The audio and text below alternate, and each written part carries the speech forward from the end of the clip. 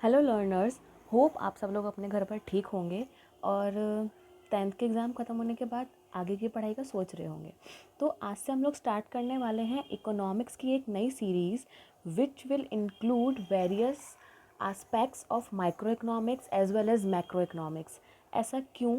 क्योंकि micro economics will help you in class 11 of CBSE, but कुछ states में जैसे यूपी हुआ, वहाँ क्लास 12th में माइक्रो एंड मैक्रो दोनों आता है। इसके अलावा various exams like TGT, PGT, UGC net और सारे ऐसे एग्ज़ाम जहाँ पर माइक्रो या मैक्रो इकोनॉमिक्स काम में आती है या सिलेबस में है, उसमें ये सीरीज़ इकट्ठा आपको एक ही जगह पर छोटे छोटे टुकड़ों में रोज़ की दो कुछ वीडियोस में 10 से 15 मिनट की वीडियोस में आपको सारा सिलेबस कवर करवाने वाली हूँ। ओके, तो लेट्स गेट स्टार्टेड। इकोनॉमिक्स क्या है? इकोनॉमिक्स को जानने से पहले we have to study about what is economy. तो इकोनॉमी की फॉर्मल लैंग्वेज के बारे में जानने से पहले थोड़ा सा बात कर लेते हैं इसके बारे में। वी आर ह्यूमंस, हम कुछ ना कुछ काम करते रहते हैं पूरा दिन। If any one is live, या कोई बंदा अगर ज़िंदा है तो वो कुछ ना कुछ काम करता रहेगा। कुछ ना करना भी एक काम है, लाइक फ्री बैठना, सोना, नींद लेना एक्सेट्रा। तो ह्यूमंस जो हैं वो कुछ ना कुछ एक्टिविटीज़ करते रहते हैं। इन एक्टिविटीज़ को ब्रॉडली दो कैटेगरीज में डिवाइड किया हुआ है। First is economic activities and second are non economic activities. तो इकोनॉमिक एक्टिविटीज़ अगर कोई कर रहा है वो करेगा या टू अर्न मनी। मनी को अर्न करने के लिए जो एक्टिविटीज़ की जाती हैं दैट इज़ इकोनॉमिक एक्टिविटीज़। जैसे एग्रीकल्चर करना, ट्रेड मतलब selling and purchase, production factories में जो प्रोडक्शन किया जाता है, या फिर सर्विस प्रोवाइड कराना। ठीक है, तो ये सारी एक्टिविटीज़ हम अर्निंग के लिए करते हैं। इसके unlike this non economic activities क्या हैं जो हम अर्निंग के लिए नहीं करते। ये किस लिए हो सकती हैं? फॉर प्लेज़र हो सकती हैं कि भाई आराम करना, एंटरटेनमेंट लेना। आपकी कोई हॉबी हो सकती है, पीस ऑफ माइंड या पीस ऑफ हर्ट के लिए हो सकती है, लाइक पूजा पाठ करना एक्सेट्रा। सोशल वर्क हो सकता है, कुछ भी हो सकता है। तो इकोनॉमी की जब हम बात करते हैं तो वी सी कि किसी एक एरिया के लोग किस तरह की इकोनॉमिक एक्टिविटीज़ में लगे हुए हैं। जैसे हम अगर नॉर्मल बात करें तो हम ये कहते हैं कि India is an agriculture rich economy या एग्रीकल्चर बेस्ड इकोनॉमी। इसका मतलब क्या है कि यहाँ पर इकोनॉमिक एक्टिविटीज़ में सबसे ज़्यादा क्या एग्रीकल्चर किया जाता है। ओके, तो अगर हम इसकी फॉर्मल लैंग्वेज की तरफ जाएं अगर, तो हमें साफ दिखेगा economy is a system in which people earn their living. मतलब वो किस तरह से पैसे कमा रहे हैं, उसका system is economy. In other words an economy refers to a whole collection of production units in an area, as I said, in a geographical area। वो कोई कंट्री हो सकता है, कोई स्टेट हो सकता है, कोई सिटी हो सकता है, और आपका घर भी हो सकता है। आपके घर की इकनॉमी अगर मैं बोलूँ कि अगर घर पर आपके फादर, आपकी मदर या आपके अंकल्स जो हैं अगर फैमिली बिजनेस में लगे हुए हैं, तो मैं ये बोल सकती हूँ कि आपके घर की इकनॉमी जो है वो बिजनेस बेस्ड है या एंटरप्रेन्योरशिप बेस्ड है। ओके, होप क्लियर हो गया होगा। आगे बढ़ते हैं। आप again that formal definition, economy is a system in which people earn their living by performing different economic activities like production, consumption and investment। अब you must be thinking कि यहाँ पर consumption कैसे हो सकता है। ठीक है, तो इसको भी हम क्लियर कर देते हैं अभी। अगर हम एग्रीकल्चर कर रहे हैं तो हमें कुछ ना कुछ इनपुट चाहिए। ठीक है, अगर हम ट्रेड कर रहे हैं मतलब सेलिंग एंड परचेजिंग कर रहे हैं तो कुछ सेल करने के लिए हमें कुछ परचेज करना पड़ेगा। ठीक है, इसके अलावा अगर हम कुछ प्रोडक्शन कर रहे हैं, अगर हम शुगर बना रहे हैं, शुगर, तो शुगर के लिए हमको शुगर केन लेना पड़ेगा। तो बेसिकली हम अगर कंज्यूम नहीं करेंगे या इनपुट नहीं डालेंगे तो हमारे पास आउटपुट भी नहीं आएगा। तो बेसिकली मनी रिलेटेड जितनी भी एक्टिविटीज़ होती हैं उनको भी हम इकोनॉमिक एक्टिविटीज़ में ले सकते हैं, इंक्लूडिंग कंजम्पशन। क्लियर? ओके। तो इकोनॉमी को अगर हम क्लासिफिकेशन करें तो इकोनॉमी बेसिकली 3 तरह की होती है: market economy, planned economy and mixed economy.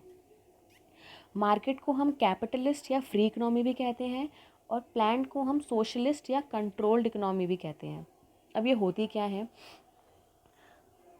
Market या free economy is that economy जहाँ पर सारे उद्योग धंधे, सारी फर्म्स, सारा प्रोडक्शन, या हम कह सकते हैं सारी इकोनॉमिक एक्टिविटीज़ में जो प्राइवेट ओनर्स होते हैं, वो आप भी हो सकते हैं, मैं भी हो सकती हूँ, या कोई और भी हो सकता है।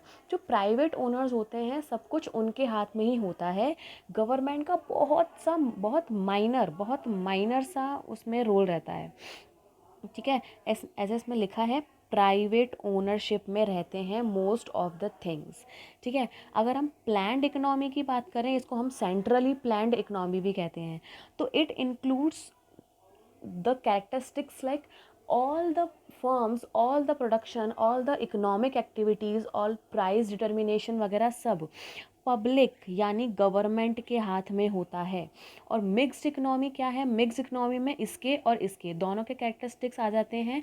It includes the both. जैसे आप अपने इंडिया में देखते होंगे, इंडिया में आपको अगर बैंक्स की बात लें तो कुछ प्राइवेट बैंक्स भी मिलेंगी, कुछ गवर्नमेंट बैंक्स भी मिलेंगी। कंपनीज़ की बात लें तो कुछ पब्लिक कंपनीज़ भी मिलेंगी, कुछ प्राइवेट कंपनीज़ भी मिलेंगी।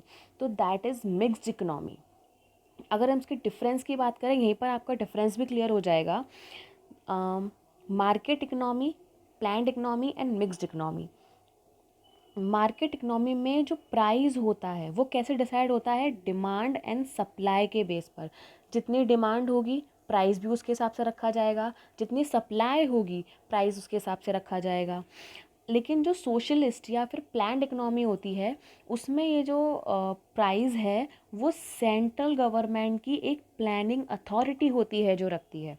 ओके, और यहाँ पर दोनों के कैरेक्टरिस्टिक्स होते हैं। ओके, अब मोटिव क्या है इन इकोनॉमीज़ का? अगर हम मार्केट इकोनॉमी की बात करें, ऑब्वियस सी बात है, अगर कोई प्राइवेट ओनरशिप में होगा तो वो उसका मोटिव सिर्फ प्रॉफिट रहेगा, सिर्फ प्रॉफिट। लेकिन अगर गवर्नमेंट आएगी तो सोशल वेलफेयर के बारे में सोचेगी वो। और यहाँ पर दोनों होंगे, क्यों? क्योंकि प्राइवेट ओनरशिप वाले प्रॉफिट के बारे में सोचेंगे और गवर्नमेंट के ओनरशिप में जो भी कंपनीज़ या फर्म्स होंगी वो सोशल वेलफेयर के बारे में सोचेंगी। यहाँ पर कंपटीशन फुल होता है, एकदम फुल कंपटीशन। लेकिन यहाँ पर कोई भी कंपटीशन नहीं होता क्योंकि गवर्नमेंट के हाथ में ही सब है और वो सेंट्रली प्लान्ड कर कर हर सब काम कर रही है। और यहाँ पर कंपटीशन सिर्फ प्राइवेट सेक्टर में होता है, गवर्नमेंट सेक्टर में कंपटीशन का स्कोप ही नहीं है। ओके, इनकम डिस्ट्रीब्यूशन की बात करें तो यहाँ पर अनइक्वल होता है, यहाँ पर थोड़ा सा इक्वल होता है, और यहाँ पर इक्वालिटी इनइक्वालिटीज़ होती ही होती हैं। यहाँ आप अनइक्वल इनकम डिस्ट्रीब्यूशन का मतलब है कि कुछ लोग तो बहुत ज़्यादा अमीर और कुछ लोग बहुत ज़्यादा गरीब, इक्वल नहीं है इनकम। ओके, यहाँ पर गवर्नमेंट का कोई रोल नहीं होता, यहाँ पर पूरा का पूरा रोल गवर्नमेंट का होता है। और यहाँ पर प्राइवेट सेक्टर में तो लिमिटेड होता है लेकिन पब्लिक सेक्टर में फुल रोल होता है। अगर हम एग्जांपल्स की बात करें तो मार्केट इकोनॉमी का एग्जांपल आपके पास यूएसए है। यहाँ पर सारा जो प्रोडक्शन है या इकोनॉमिक एक्टिविटीज़ हैं वो प्राइवेट ओनरशिप में है और गवर्नमेंट बस थोड़े बहुत रूल्स लगाती है जो उन्हें फॉलो करने पड़ते हैं। मतलब गवर्नमेंट का रोल एक तरह से होता ही नहीं है। प्लान्ड इकोनॉमी में हम बोल सकते हैं चाइना, यहाँ पर सब कुछ गवर्नमेंट के कंट्रोल में होता है। और मिक्स्ड का एग्जांपल हम ले सकते हैं India and Pakistan as well. Hope आप लोगों को ये डिफरेंस क्लियर हो गया होगा। इकोनॉमी, यहाँ भी तक हमने इकोनॉमी क्या होती है वो पढ़ा है एंड इकोनॉमी कितने तरह की होती है उसके बारे में हमने बात की है। ओके, अब बात करते हैं इकोनॉमिक्स के बारे में। इकोनॉमिक्स आपने सुना, इकोनॉमिक्स को ना हम दो तरह से पढ़ते हैं। इकोनॉमिक्स को दो तरह से पढ़ते हैं जब हम इकोनॉमी की स्टडी करते हैं, स्टडी ऑफ इकोनॉमी, कि इकोनॉमी कैसे है, क्या होती है इकोनॉमी, या इकोनॉमी के बहुत सारे एस्पेक्ट्स हैं उनके बारे में पढ़ते हैं, दैट इज़ इकोनॉमिक्स। और सेकेंडली जब हम ये देखते हैं कि हमारे पास लिमिटेड रिसोर्सेज हैं, लिमिटेड रिसोर्सेज हैं जिसमें हम अपनी अनलिमिटेड वांट्स को पूरा करते हैं, that is also studied in the scope of economics. तो अगर हम फॉर्मल डेफिनेशन की बात करें, economics is a science which studies human behaviour as the relationship between scarce means which have alternative use. इसको थोड़ा सा इजी लैंग्वेज बनाते हैं। देखो, दो चीज़ें, दो फैक्ट्स ऐसे हैं जिनको कहीं कभी भी नकारा नहीं जा सकता, दैट आर जो ह्यूमन बीइंग्स हैं उसकी अनलिमिटेड वांट्स हैं। अनलिमिटेड वांट्स कैसे? अभी हमारे पास साइकिल है तो हम लोग को एक्टिवा या बाइक चाहिए, बाइक है तो कार चाहिए, कार है तो हो सकता है कि ऐसा हो कि हमें एक प्राइवेट जेट चाहिए, कार भी लग्जरीज, आगे लग्जरीज कार भी हो सकती हैं।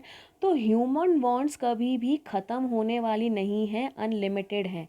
लेकिन अनफॉर्चुनेटली हमारे पास जो मीन्स हैं या हमारे पास जो रिसोर्सेज हैं वो लिमिटेड हैं, हमारे पास रिसोर्सेज लिमिटेड हैं, और उन रिसोर्सेज को हम अपनी अनलिमिटेड वांट्स को पूरा करने के लिए यूज़ करते हैं। एक छोटे से एग्जांपल से समझते हैं, इंडियंस इसको बहुत अच्छी तरह से समझेंगे।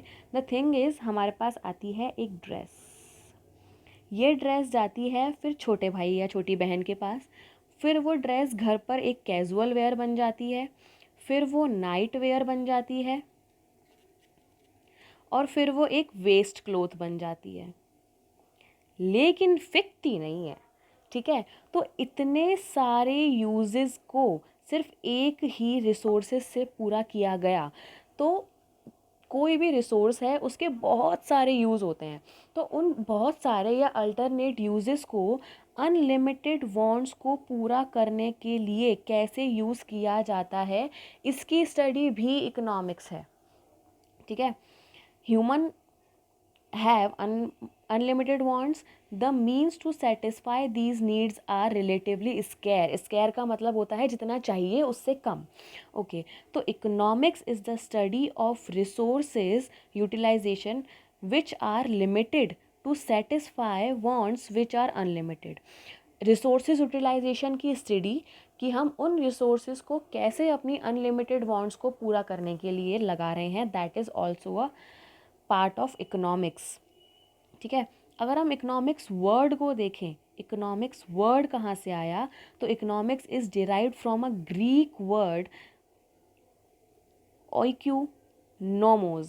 तो oikos means the house and nomos mean to manage. तो स्टार्टिंग में जब इकोनॉमिक्स आया था इसका मतलब था कि हाउस मैनेजमेंट कैसे किया जाए उसके बारे में इसमें बात होती थी। देखो, the word was initially use two means home management with limited resources. जो फंड्स हुआ करते थे वो लिमिटेड थे, उनसे आप हाउस को कैसे मैनेज करेंगे, it was included in economics. और इसे हम कैसे यूज़ करेंगे, इकोनॉमिकल मैनर में। इकोनॉमिकल मैनर मतलब इन अ मॉनेटरी फॉर्म। ठीक है, अब the science of economy was born with the publication of Adam Smith. Adam Smith को हम फादर ऑफ इकोनॉमिक्स भी कहते हैं। The inquiry into the nature of causes of wealth of nation. इस book जो एडम स्मिथ ने लिखी थी, यहाँ पर सबसे पहले इकोनॉमिक्स की स्टडी के बारे में बात की गई थी, इसलिए एडम स्मिथ को फादर ऑफ इकोनॉमिक्स भी कहा जाता है। ओके, आगे बात करते हैं। Basically economics is the study of economy. Economy में वही था, हम लोग दोबारा एक क्विक रिवीजन लेते हैं, उसके बाद आगे कंटिन्यू करेंगे। हमारे पास इकोनॉमी क्या था कि भाई कैसे हम लोग अर्न कर रहे हैं, कैसे किसी एरिया में लोग अपनी अर्न कर रहे हैं लिविंग को। अब इस अर्न किए गए लिमिट, इसमें भी हमारे पास लिमिटेड रिसोर्सेज हैं जिसमें हम अपनी अनलिमिटेड वांट्स को पूरा कर रहे हैं। ठीक है, अपनी लिविंग चला रहे हैं अर्न करके, तो ये इकोनॉमी था। अब अगर हम आगे बात करें तो study of economy is economics. Ignore my writing please, as a new experience it is happening. तो study of economy is economics. अब हम होता था ना कि भाई हम इसकी वैल्यू रख देते थे, तो ऐसे ही अगर स्टडी ऑफ इकोनॉमिक्स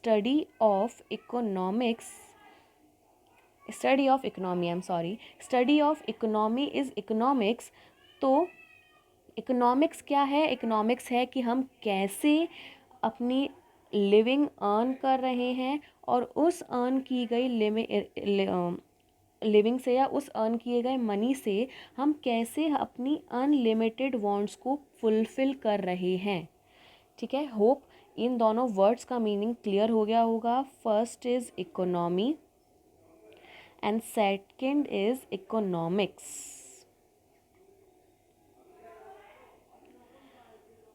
ओके, तो आज के लिए बस इतना ही था। वीडियो 16 मिनट्स का हो गया है बिकॉज ऑफ स्टार्टिंग कि भाई हमने इंट्रोडक्शन किया। Okay, economy and economics and the classification of economy, इतना हमने आज पढ़ा है, बाकी हम कल कंटिन्यू करेंगे। होप आप लोगों को समझ में आ गया होगा। Okay, bye, have a nice day, take care all.